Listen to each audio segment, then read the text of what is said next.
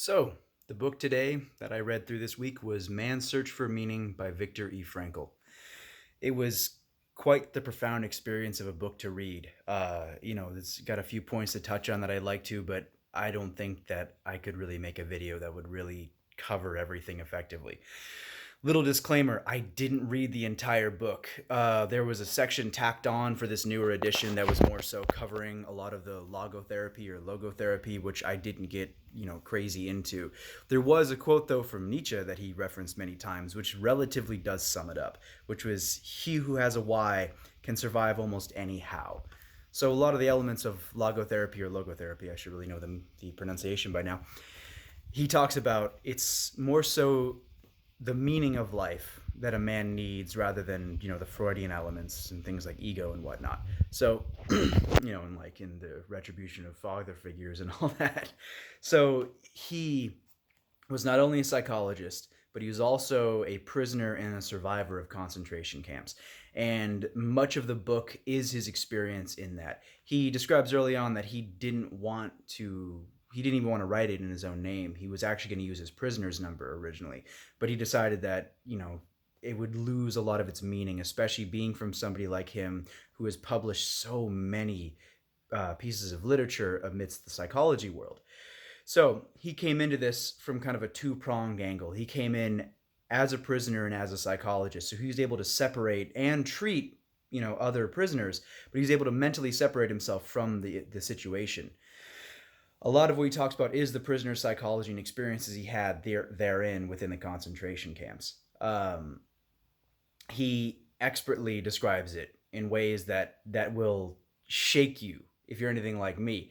It emotionally shook me when he had the descriptions when they pulled in the train, seeing the sign for Auschwitz. The way he described it, like the screech of the train, it was just shuddering, experiences that I can't even really comprehend, that I can only get in some simulated fashion through this book.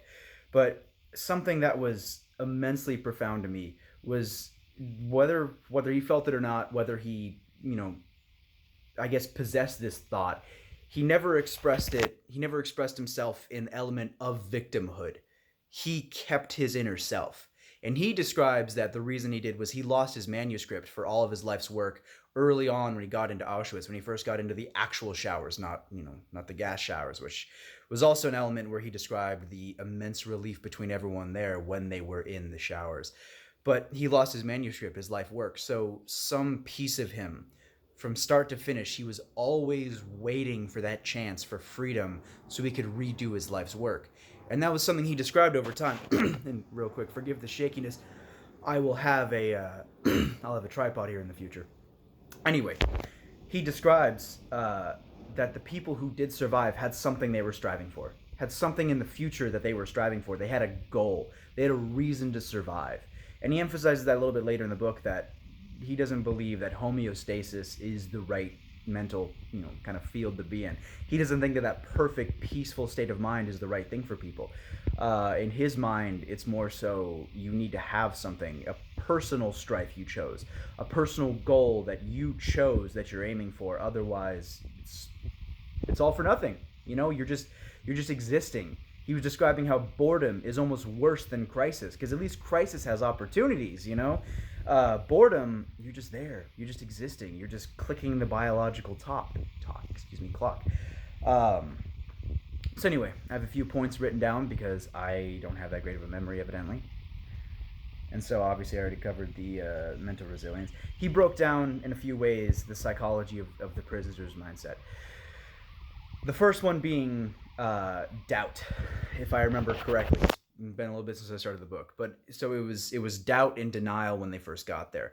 A lot of that was present when they first pulled into the camps, first seeing the capos, which were prisoners that were effectively brutal. They were chosen by the SS to be essentially like the lawmakers, the peacekeepers amidst the horrors that were going on.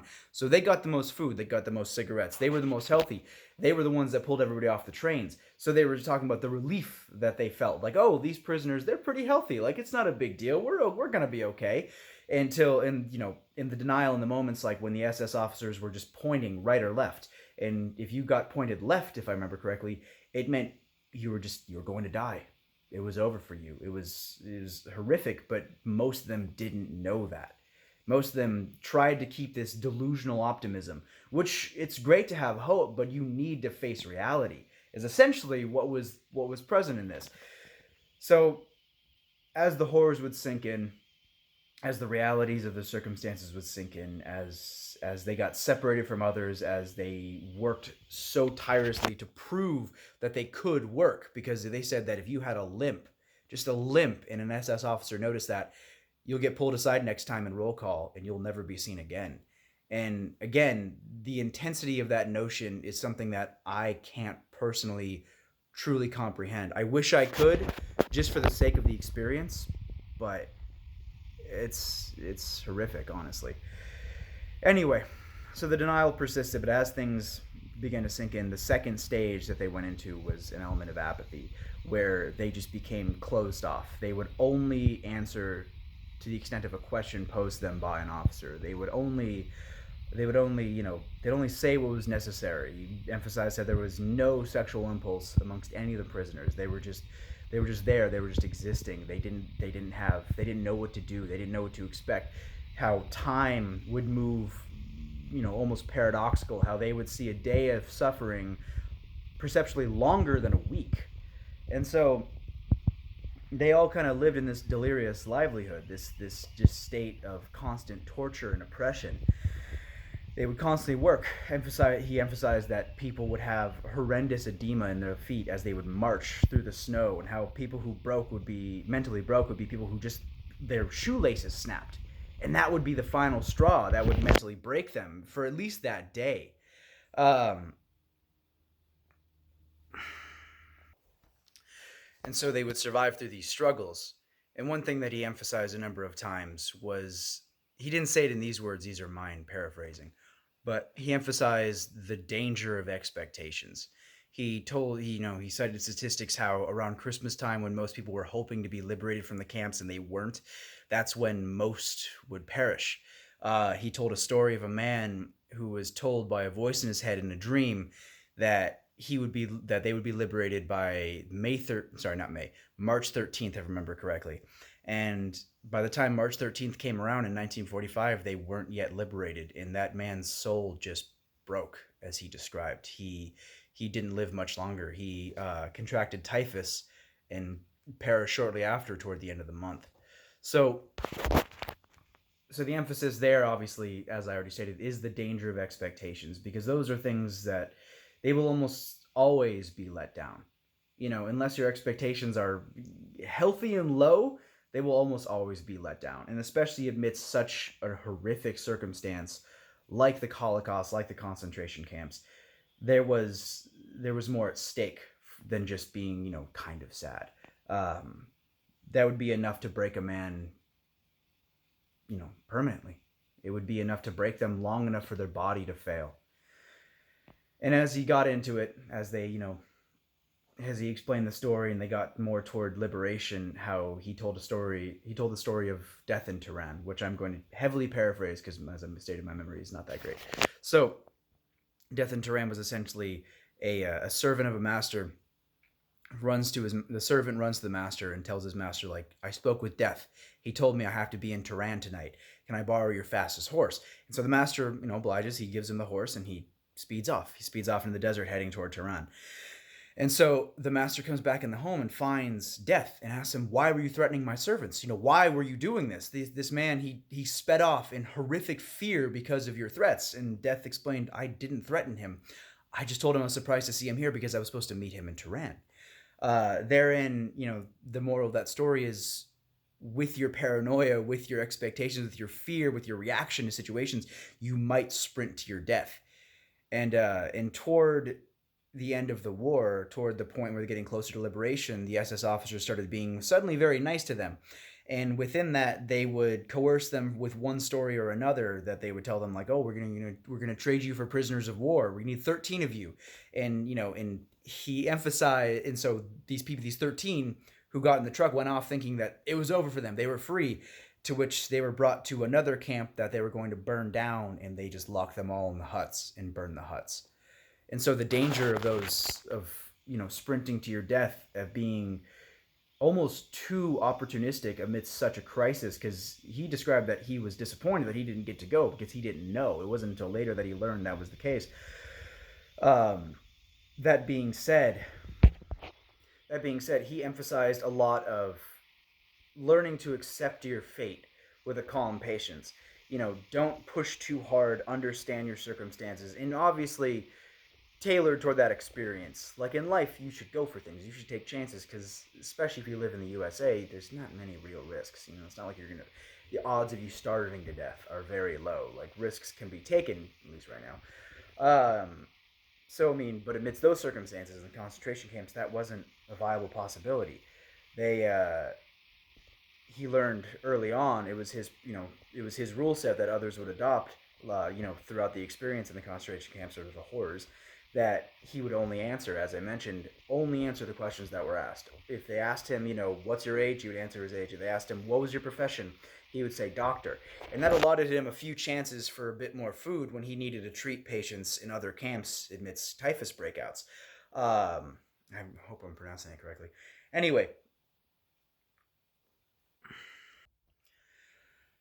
and so, as these experiences maintained, he then slowly got into the third phase of the psychology, which was liberation. And so, these prisoners, once they were liberated, they didn't even know what to do. Uh, they would reach this point where they still maintained a lot of that apathy, and he described it as, in a certain way, they had to learn how to be human again. They would appreciate certain things, but they would look at, like, a beautiful field, and they would just see it in more just a logical fashion, just seeing that. And I hope I'm doing justice to that explanation, because I feel like I wasn't really consciously there as I was reading that part. I was a little tired. Um, but as they progressed, they had to learn how to be human again. They had to learn how to feel again. They had to find in themselves some level of forgiveness, some mature realization, a way to deal with what they'd experienced. Because many of them wanted retribution. Even one of his good friends, he described as a peaceful man, from the camps, said that cut my hand off if it's not covered in blood by the time we get home. He was that bloodthirsty for retribution for what had been done to him. So I don't want to make this too long. So to sum up the meaning again, a lot of what he talked about, which was also seemed to be some roots. I don't know if it was already kind of in the works by the time he made it in the concentration camps, but logotherapy. I can't do it justice with an explanation, but the general gist of it, which was a serious emphasis throughout this book, was the pertinence of meaning. And so, as he described a little bit later on, there's a serious pertinence to self-chosen meaning, chosen with free will. So something that you yourself decide, you know, hopefully independent of external factors, hopefully independent of external expectations. Um, but if you are in a situation where you are suffering, he emphasized that the suffering can be the meaning. It doesn't have to be something that is like, esoteric and just like truly meaningful to you. If you're in a terrible spot in life, then your meaning is to push through that suffering, is to have those internal victories. He described that a lot through the book when they would be, going through like a day of work, where it'd be a day of work and freezing cold, digging into a ditch. He would say that like it became individual internal victories just to survive another day, and sometimes just to spite the officers, just to make it so they can't have their satisfaction of giving them a reason to beat them. So it was a truly profound book. And again, to emphasize that quote, he who has a why can survive almost any how. That was the overarching meaning. But again, this book had so much to it. I really recommend that anyone who hasn't read this one checks it out. If you're into nonfiction, if you're into something that's going to give you a little bit more humility and, humility and appreciation for your circumstances, it's an excellent piece of literature. It's an excellent story, and it's told expertly through both the lens of a prisoner and the psychologist in the prison life. So I'm truly thankful for the chance to read this book. I am very thankful that Mr. Frankl did decide, if Mr. Doctor, I'm not certain. Anyway, I'm very thankful he decided to write this book, because he emphasized his reluctance toward the beginning to write it, especially under his own name. But it was a story that needed to be told. And it was an element of psychology and his own line of thinking that I do feel needed to be told, and to bring it all back together with a sense of meaning, to tell this, to explain this, to recreate his manuscript, to recreate his life's work. That was what kept him alive, and that was what kept him going. And I mean, there's tons of instances, even when normal civilized life, where there's examples of this, people who achieve their goals, like astronauts who become alcoholics after they've been to space, because where do you go once you've gone to space? And we all need to keep that struggle, so to speak. We all need to keep that goal in mind, that future, that just like whatever, especially if you're in a tough time. And you should see those tough times as a luxury. That's your chance where you can figure out, your limits. You can figure out your capacity to endure suffering and push through struggle. And you can have those internal victories. You can remind yourself that you're human because of these external factors, especially if you're not, whether it's out in the world, whether you're poor and you're struggling, or you're just in your house struggling with depression, just stuck under the covers. Any day you get out of bed, that's its own little goddamn victory, And that's how you build out of a lot of these problems. You aim for something in the future and you live in the present. So, without getting too preachy, I'll probably end it around here and see if there's anything I missed. I think we're good. So again, just to sum it all up, he who has a why can survive almost anyhow. And just because I love the element of, I want to say it's Mark Twain's quote, never let your schooling get in the way of your education. Constantly read, constantly grow, and always expand your thinking. All right, have a good one, guys.